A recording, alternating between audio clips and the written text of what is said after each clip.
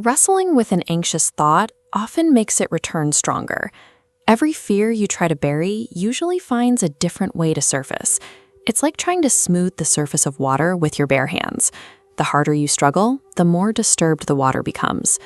This struggle persists because of a common assumption that reality changes first and the human mind simply follows. We wait for our circumstances to improve before we allow our internal state to settle. Stoicism suggests that our perception is actually the lead actor. Long before a single circumstance changes, your mind has already begun deciding what to notice, what to fear, and what to pursue. We rarely fight reality itself. We fight the invisible interpretations that determine how that reality feels.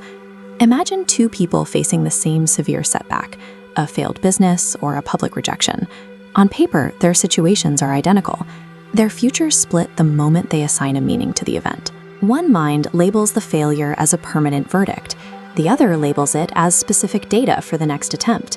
The event remains identical, but the realities separate. That meaning-making process influences every decision. It dictates which opportunities you recognize and which challenges you avoid, effectively guiding your life through a lens you may not even realize you're wearing. The Stoics understood that to change the world you experience, you must first examine the perception you bring into it. Marcus Aurelius reminded himself that the soul becomes dyed with the color of its thoughts. Modern psychology describes this process through mental schemas. These are deeply rooted patterns that organize information the moment it arrives, acting as a shortcut to help the brain process the world quickly. These schemas turn the mind into a biased investigator. It scans the environment to confirm expectations, filtering out contradicting evidence. This is how a single embarrassing moment grows into a lifelong rule, stretching one instance into a conviction that speaking up is dangerous. We call this cognitive bias today, but the Stoics practiced the same observation centuries ago. They reached the conclusion that people are disturbed less by circumstances than by the opinions they form about them. The mind creates these stories to provide a sense of certainty. The danger arrives when we forget they are stories and begin mistaking our interpretations for the raw truth. Because the brain seeks to save energy, it often prefers a painful prediction that has proven consistent over a hopeful possibility that feels uncertain.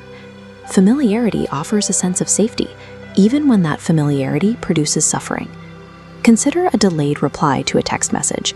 Someone who expects rejection will see that silence as confirmation of their inadequacy. They ignore the dozen practical reasons for the delay because the negative interpretation feels more familiar and therefore more true. Without recognizing this preference for the familiar, we carry old emotional patterns into new environments, interpreting the present through the same invisible lens that was formed years earlier. To interrupt this cycle, Stoicism introduces a deliberate pause. This is a moment of observation that sits between an event and the judgment we immediately want to attach to it. Practicing this pause requires looking at a thought without immediately identifying with it. You aren't trying to silence the mind or argue with your feelings. You are simply watching the familiar negative conclusion arrive in your awareness. You notice the urge to judge the situation as a disaster, but hold back your agreement. This brief interruption creates enough distance for reason to enter. It stops the automatic momentum of the mind, allowing you to ask if the first interpretation is actually supported by the facts. Freedom begins when a person realizes they can witness a thought without becoming its servant. This discipline does not remove the presence of pain, grief, or setbacks. Life remains unpredictable, and the Stoics never suggested that we could or should become indifferent to loss. The change occurs in your relationship to those feelings. Emotions like fear or doubt start acting as signals to be examined, rather than commands that must be followed. As the need to control every external outcome fades, it is replaced by a confidence in your own ability to respond. You stop demanding guarantees that life has never promised. Resilience is found in this steady relationship with the mind. As Seneca wrote, "He who is brave is free." This internal shift happens one interpretation at a time. By questioning a single judgment, you alter the decision that follows it.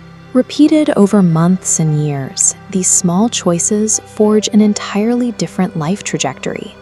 This is the slow work of building character. Excellence is the result of thousands of ordinary moments where you chose to meet a situation with clarity instead of impulse. You have the authority to decide which stories deserve residence in your mind.